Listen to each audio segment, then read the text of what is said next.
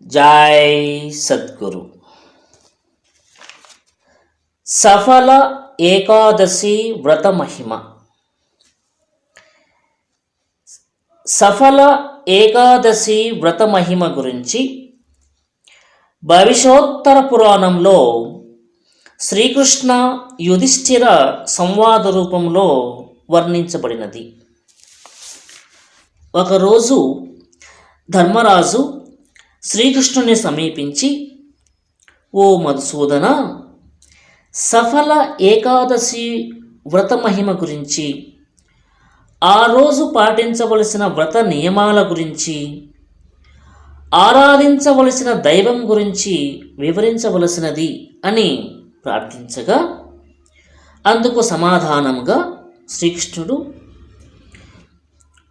ఓ ధర్మనందన, అన్ని నాగజాతులలోకెల్లా శేషనాగుడు, అన్ని పక్షి జాతులలోకెల్లా గరుడ పక్షి, అన్ని యాగాలలోకెల్లా అశ్వమేధ యాగము, అన్ని పవిత్ర నదులలోకెల్లా గంగా నది ఏ విధంగా అత్యంత పవిత్రమైనదో అదే విధంగా లోకంలోని అనేక వ్రతాలలోకెల్లా ఏకాదశి వ్రతం అత్యంత పవిత్రమైనది మరియు విశేష ఫలితాన్ని ఇచ్చేది. ఈరోజు శ్రీ మహావిష్ణువుకు అత్యంత ప్రీతికరమైన రోజు. ఈ ఏకాదశి రోజు శ్రీ మహావిష్ణువుకు అంకితం చేయబడిన రోజు. ఈ రోజున విష్ణు భగవానుని పూజించి వైకుంఠ ప్రాప్తిని పొందగలరు. ఇంతటి మహిమాన్వితమైనటువంటి రోజున ఉపవాస వ్రతాన్ని భక్తి శ్రద్ధలతోటి నియమ నిష్టలతోటి ఆచరించడం ద్వారా 1000 అశ్వమేధ యాగాలు చేసిన పుణ్యఫలాన్ని పొందగలరు.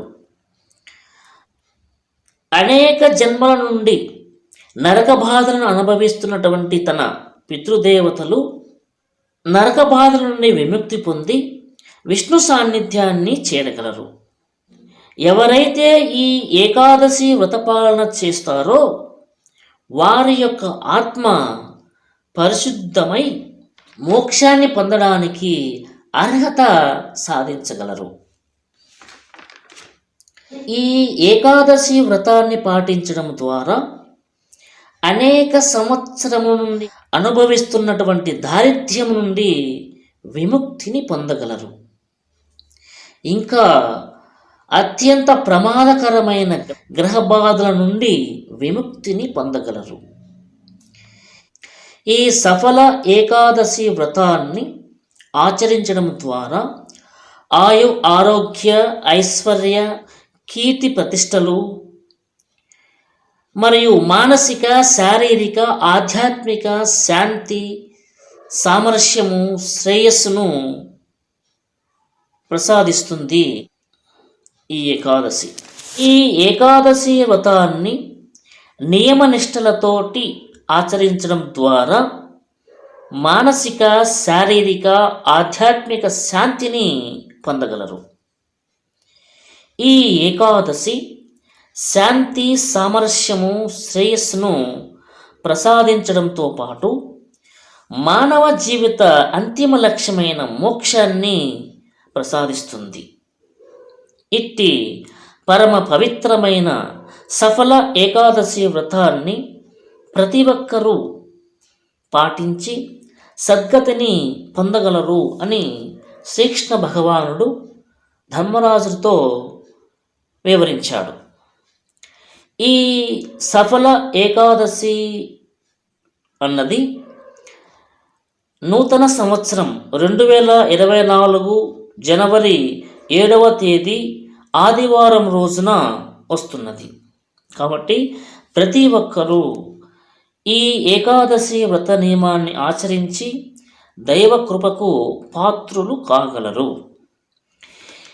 ఈ ఏకాదశి విధి విధానాలు ఏమనగా, ఏకాదశి ఉపవాస వ్రతము అన్నది దశమి రోజు రాత్రి నుండి ప్రారంభమవుతుంది.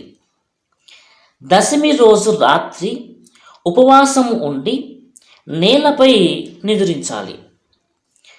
మరుసటి రోజు అనగా ఏకాదశి రోజు వేకువజామున నిద్రలేచి పవిత్ర స్నానం ఆచరించి సమీపంలో గల విష్ణు ఆలయాన్ని దర్శించాలి. విష్ణుదేవునికి ప్రీతికరమైన పసుపు వర్ణం గల పూలు ఫలాలను విష్ణుదేవునికి సమర్పించి పూజించాలి. ప్రకాశవంతమైన నెయ్యి దీపాలను వెలిగించడం అత్యంత విశేష ఫలితాన్ని పొందగలరు. ఈరోజు నెయ్యి దీపాలను వెలిగించడం ద్వారా అనారోగ్యవంతులు పరిపూర్ణ ఆరోగ్యంతో పాటు దీర్ఘ ఆయుస్సును పొందగలరు.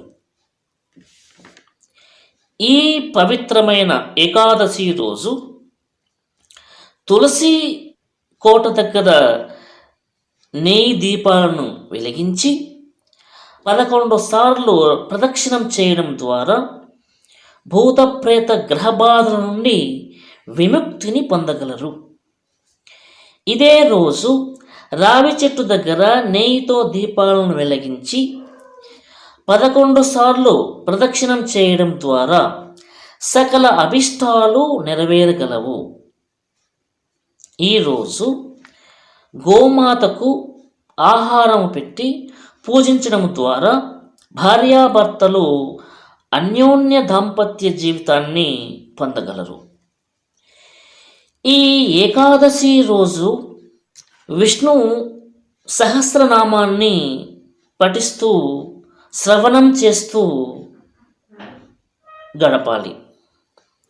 సాధ్యమైనంత వరకు మౌనాన్ని పాటిస్తూ నిత్యము ఓం నమో భగవతే వాసుదేవాయ అనే మహామంత్రాన్ని జపిస్తూ ఉండాలి. ఈరోజు సాధ్యమైనంత వరకు నిర్జల ఉపవాసం పాటించడం శ్రేయస్కరం.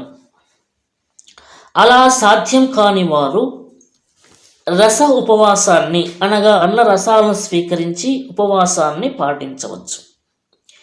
ఈ ఏకాదశి రాత్రి జాగారం చేయడం శ్రేష్టమైనది. మరుసటి రోజు అనగా ద్వాదశి రోజు స్నానమాచరించి విష్ణుదేవునికి నైవేద్యాన్ని సమర్పించాలి. అటు తరువాత పేదలకు బ్రాహ్మణులకు అర్హులైనటువంటి వారికి తన శక్తి కొలది అన్న వస్తు ధనాన్ని దానంగా ఇవ్వడం ద్వారా విశేష ఫలితాన్ని పొందగలరు. ఈరోజు చేసే ప్రతి పుణ్యకార్యము 1000 రెట్లు పుణ్యఫలాన్ని ఇస్తుంది. కాబట్టి ప్రతి ఒక్కరూ ఈ సఫల ఏకాదశి రోజున పవిత్ర మనస్కులై సత్కర్మలను చేయడం ద్వారా విష్ణు భగవానుని కృపకు పాత్రులు కాగలరు. ఈ సఫల ఏకాదశి వ్రత మహత్యం గురించి ఒక పురాణ కథ ఉన్నది. అది ఏమనగా, పూర్వకాలంలో మాహిస్మత రాజు చంపావతి అనే రాజ్యాన్ని పరిపాలిస్తూ ఉండేవాడు. అతని రాజ్యంలోని ప్రజలు సుఖశాంతులతో జీవిస్తూ ఉండేవారు. అతనికి 4 కుమారులు ఉండేవారు. వారిలో పెద్ద కుమారుడు లంపకుడు. ఇతడు పూర్వజన్మ కర్మ ఫలితంగా మహాపాపిగా జన్మించాడు. అతడు అనేక పాపకార్యాలు చేస్తూ ఉండేవాడు. విష్ణు భక్తులను బ్రాహ్మణులను హింసిస్తూ ఉండేవాడు. అందమైన యువతులపై అఘాయిత్యాలు చేసేవాడు. అతని దుష్ట కార్యాలకు అంతు అదుపు ఉండేది కాదు. 1-2 సార్లు తన కుమారుణ్ణి క్షమించి వదిలివేసినప్పటికీ తన యొక్క దుష్ట కార్యాలను కొనసాగిస్తూ ఉండేవాడు.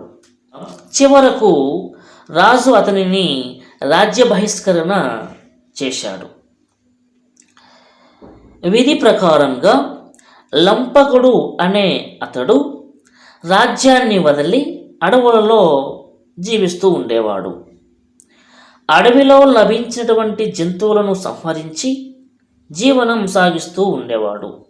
అడవిలోని ఒక పెద్ద మర్రి చెట్టు క్రింద నివాసం ఉండేవాడు.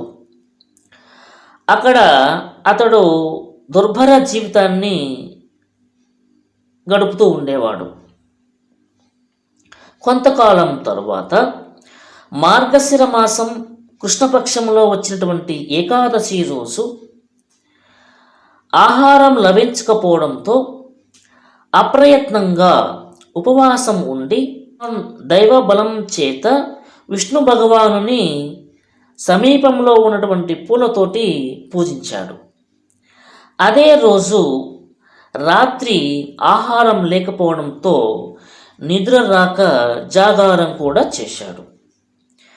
మరుసటి రోజున ఈ సఫల ఏకాదశి రోజు అప్రయత్నంగా ఉపవాస దీక్షను మరియు అదే రోజు రాత్రి జాగారం చేయడం ద్వారా సఫల ఏకాదశి వ్రత మహత్యము చేత అతడు మరుసటి రోజు ఆరోగ్యవంతమైన మరియు తేజోవంతమైన శరీరాన్ని పొందాడు. కొంత సమయానికి తన తండ్రిచే పంపబడిన రాజు యొక్క ఆస్థాన మంత్రులు, సేనాపతులు గుర్రాలపై వచ్చి తన ముందు ప్రత్యక్షమయ్యారు. తమ రాజ్యానికి రావలసినదిగా ఆహ్వానించారు వారందరూ. అతడు వారి యొక్క ఆహ్వానం మేరకు రాజ్యంలో ప్రవేశించి తన తండ్రి యొక్క ఆశీర్వాదాలను పొంది తిరిగి రాజ్యపాలన కొనసాగించాడు. జ్ఞానం పొందిన వాడై ప్రజాశ్రేయస్సు దృష్ట్యా రాజ్యపాలన కొనసాగిస్తూ ఉండేవాడు. తాను పొందినటువంటి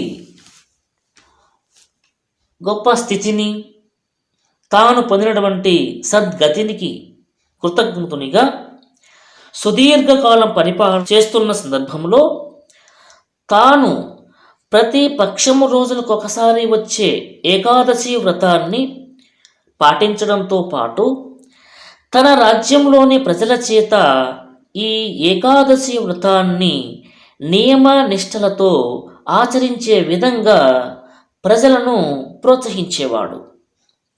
ఈ విధంగా తాను పాటించడంతో పాటు తన ప్రజలను కూడా పాటించే విధంగా చేయడంతో ఆ విష్ణు భగవానుని యొక్క ఆశీర్వచనముల చేత మరణానంతరం తాను వైకుంఠానికి చేరాడు. కాబట్టి ఓ ధర్మరాజా, ఇంతటి మహిమ గల ఈ సఫల ఏకాదశి వ్రతాన్ని నియమనిష్టలతోటి ఆచరించిన వారు విష్ణు సాన్నిధ్యాన్ని తప్పక చేరగలరు అని బోధించాడు శ్రీకృష్ణ భగవానుడు. జై సత్.